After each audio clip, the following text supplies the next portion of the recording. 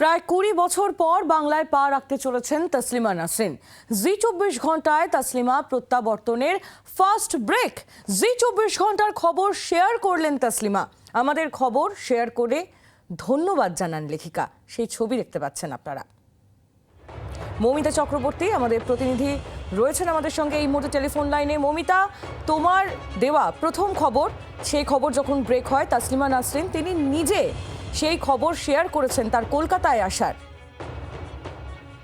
দেখো, সকালেই আমরা জি ২৪ ঘন্টায় তসলিমা নাসরিনের এই অনুষ্ঠান সম্পর্কে এবং কলকাতায় আসা নিয়ে তার আবেগ, তার আগ্রহ, সেটা কারোর অজানা ছিল না। কিন্তু যে পরিস্থিতি তৈরি হয়েছিল সেই পরিস্থিতিতে কোনো সরকারি বাম সরকারের আমলে তো তাকে চলে যেতে হয়েছিল এবং তৃণমূল জমানাতেও তারকে নিয়ে আসার ব্যাপারে কোনো উদ্যোগ নেওয়া হয়নি। শ্রমিক ভট্টাচার্য প্রথম দিনই রাজ্যসভায় তসলিমা নাসরিনের প্রসঙ্গ টেনেছিলেন। তারপরে তসলিমা নাসরিনকে নিয়ে একাধিক উদ্যোগ নিতে দেখা যায়। এবার কলকাতায় যখন তাকে নিয়ে আসা হচ্ছে ১ আগস্ট, সেই খবর প্রথম সম্প্রচার করে জি ২৪ ঘন্টা এবং সেই সংবাদের ক্লিপিং তসলিমা নাসরিন নিজে কৃতজ্ঞতা হিসেবে শেয়ার করেছেন। তিনি ধন্যবাদ জানিয়েছেন, কৃতজ্ঞতা জানিয়েছেন গোটা রাজ্যের মানুষকে এবং অবশ্যই জি ২৪ ঘন্টাকে। একেবারেই মৌমিতা, ধন্যবাদ তোমায়। মৌমিতা চক্রবর্তী আমাদের প্রতিনিধি ছিলেন আমাদের সঙ্গে টেলিফোন লাইনে। এবং যেমনটা আপনাদের বলছিলাম, প্রায় ২০ বছর পর বাংলায় পা রাখতে চলেছেন তসলিমা নাসরিন এবং তিনি নিজেই সে কথা জানিয়েছিলেন। এবং এই মুহূর্তে জি ২৪ ঘন্টার পর্দায় আপনারা দেখতে পাচ্ছেন আমাদের খবর শেয়ার করেও ধন্যবাদ জানিয়েছেন লেখিকা।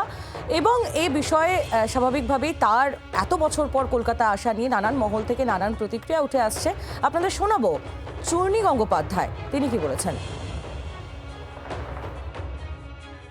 বিশাল বড় খবর। আমি এত আবেগপ্রবণ হয়ে পড়েছি সেটা শোনার পর থেকে, খালি ওনার কথা মাথায় আসছে।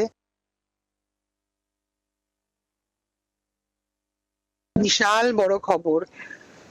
আমি এত আবেগপ্রবণ হয়ে পড়েছি সেটা শোনার পর থেকে, খালি ওনার কথা মাথায় আসছে। কলকাতা থেকে যেভাবে ওনাকে ওভারনাইট বের করে নেওয়া হয়েছিল, সেটা তো অত্যন্ত লজ্জার কলকাতার পক্ষে।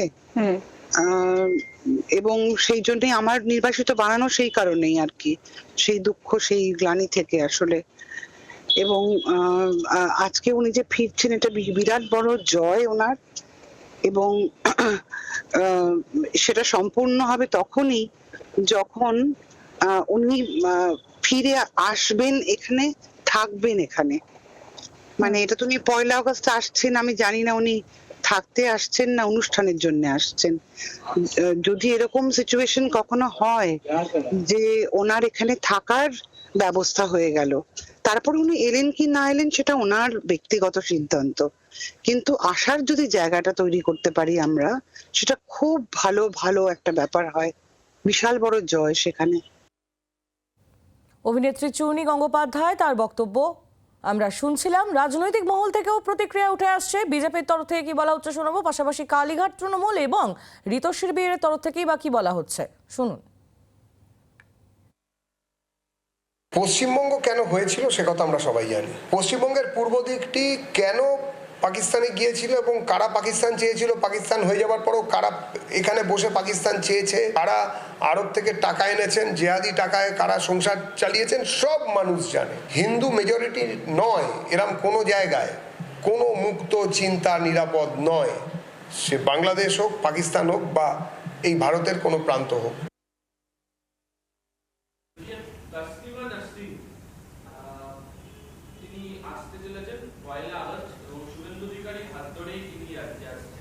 এটা প্রশাসনিক বিষয়, যারা প্রশাসনে আছেন তাদের বিষয়ে কি করছেন সেটা দেখা যায়। তাকে ১ আগস্ট ফেরানো হচ্ছে, তিনি আসছেন এই রাজ্যে, আপনাদের কি স্ট্যান্ড পয়েন্ট হবে এই ব্যাপারে? আমি এখন কোনো বক্তব্য করতে পারি। বাংলার আওয়াজ, বাঙালির আবেগ, জি ২৪ ঘন্টা।